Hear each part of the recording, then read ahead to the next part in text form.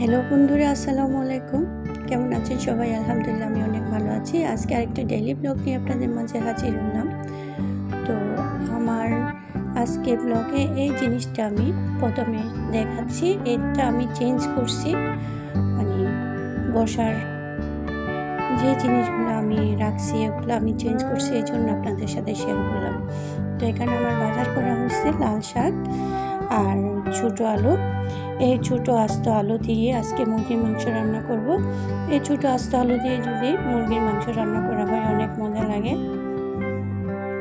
তো যাই হোক, আমি আস্তে আস্তে কাজ শুরু করে দিচ্ছি। তো এখানে মুরগি আনছে, মুরগিগুলো কাটতে হবে। তো আমার মোটামুটি কাজ শুরু হয়ে গেছে সকালবেলা। এই তো আমি আলুগুলো চুলে এখন ভালো মতো ধুয়ে নিচ্ছি। একটু একটু চুলা ছিল, ওগুলো আমি ডলে নিচ্ছি আলু এখানে। তো ভালো মতো পরিষ্কার না করলে আসলে অনেক বালি থাকে এই আলুগুলোতে। নতুন আলু তো নতুন আলুতে বেশি পরিমাণ বালি থাকে, ভালো মতো ধুতে হয়। তো যাই হোক, আমি এখন শাকটা বসিয়ে দিচ্ছি এখানে। শাক সব কিছু কাটাচেরা হয়ে গেছে, আর দেখালাম না। তো এখানে শাক রান্না করতেছি আমি। পেঁয়াজ আর রসুন, কাঁচামরিচ এগুলো একটু তেলে ভেজে নিছি, তারপর শাকটা দিয়ে দিচ্ছি। শাকটা ঝোল রাখবো না, আমি বোনাই করব। তো শাক বোনার জন্য আমার অবশ্যই একটু পেঁয়াজগুলা বেরেস্তার মতন করতে হয়, আর রসুনগুলো একটু লাল লাল করলে শাকের ফ্লেভারটা অনেক ভালো লাগে। তো আমি ভালো মতো নেড়ে ছেড়ে দিচ্ছি শাকগুলা। লাল শাক শীতকালে আসলে যে কোনো শাকই ভালো লাগে। তো আমার বাসায় প্রতিদিন একটা না একটা শাক আমি রাখি। আমার কাছে শাক ভাজিটা না থাকলে কেমন জানি লাগে। এই তো লাল শাকগুলো হয়ে যাচ্ছে, প্রায় হয়ে আসছে, একদম কমে গেছে। তো পানিগুলো একটু শুকাই আসলে আমি নামাই ফেলবো। আর যেই শক্ত আটিগুলো থাকে এগুলো একটু সিদ্ধ হতে হবে। পাতাগুলো তো তাড়াতাড়ি সিদ্ধ হয়ে যায়। তো যাই হোক, আমার রান্না বান্না শুরু হয়ে যাচ্ছে। এখন আমি একটু ঢেকে রাখতেছি, তারপর একটু করে আবার দেখতেছি। এখন একদম পারফেক্টভাবে শাকটা বোনা বোনা হয়ে আসছে। তো এইভাবে আমার বাসায় পছন্দ করে, একদম ঝোল পছন্দ করে না। ঝোল দিয়ে শাক রান্না একদমই পছন্দ করে না।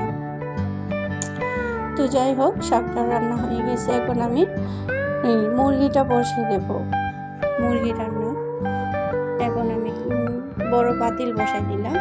এই পাতিলে আমার একটা মুরগি রান্না করতে হয়। তো আমি তো এমনিতেও একটা মুরগি রান্না করে ফেলি। পরের দিন আমার একটা ডাল রান্না করলে, শাক রান্না করলে হয়ে যায়। রান্নাটা কিন্তু থাকতেই হবে। আসলে কম বেশি করলে কি হয়, প্রতিদিনই তো রান্না করতে হয়। এই তো আলুগুলো আমি একদম ধুইয়ে রাখছি। এখন আমি আলুগুলো ভুনা করব। তো আলুগুলো আমি তেলের মধ্যে একটু বেজে নেব। আলুগুলো একটু ভুনা করলে ভালোই লাগে আমার কাছে। মাছ মাংস যেটাই বলেন না কেন, আমার একটা অভ্যাস, আলু আগে বেজে নিই আমি তেলের মধ্যে। তো এখন ভালো মতো নেড়ে ছেড়ে দিচ্ছি।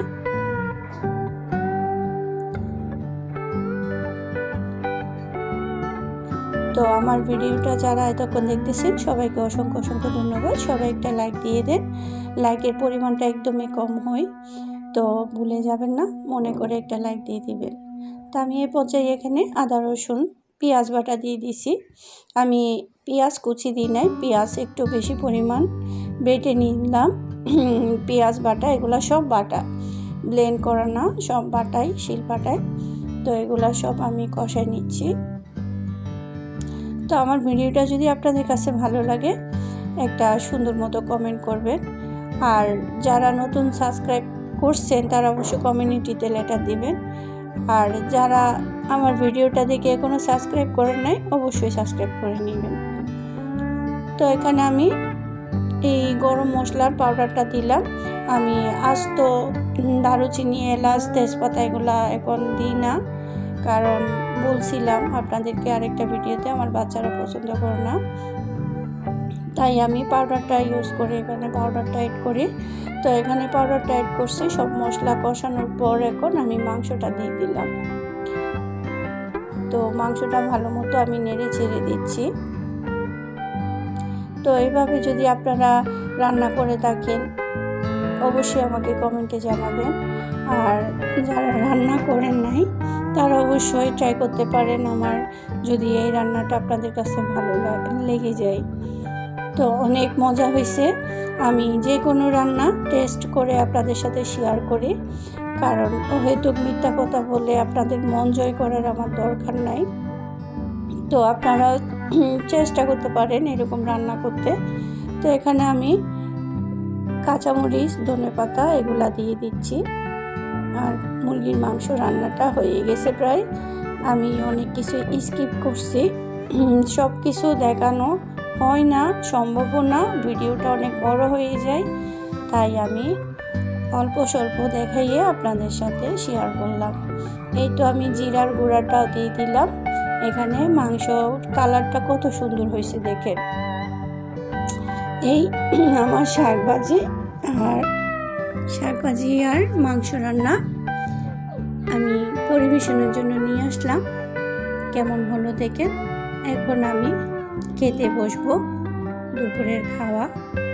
তো প্রথমে আমি শাক দিয়ে খাবো, পরে মুরগির মাংস দিয়ে। অনেক ভালো লাগছে খেতে, আমার তৃপ্তি সহকারে আমি খেলাম। তো আপনারাও তৃপ্তি সহকারে খেতে পারবেন আমার মতন এভাবে লাল শাক ভাজি করলে আর আলু দিয়ে, ছোটো আলু দিয়ে মুরগির মাংস রান্না করলে। তো আমার আজকের ভিডিওটা কমেন্টে অবশ্যই আমাকে জানাবেন। সবাই ভালো থাকবেন, সুস্থ থাকবেন। আজকের মতন বিদায় নিলাম আপনাদের মাঝে। নতুন আরেকটা ভিডিও নিয়ে ইনশাল্লাহ আবার আপনাদের সাথে আমি শেয়ার করব আপনাদেরকে। তো সবাই ভালো থাকবেন, সুস্থ থাকবেন। ওকে, আল্লাহ হাফেজ।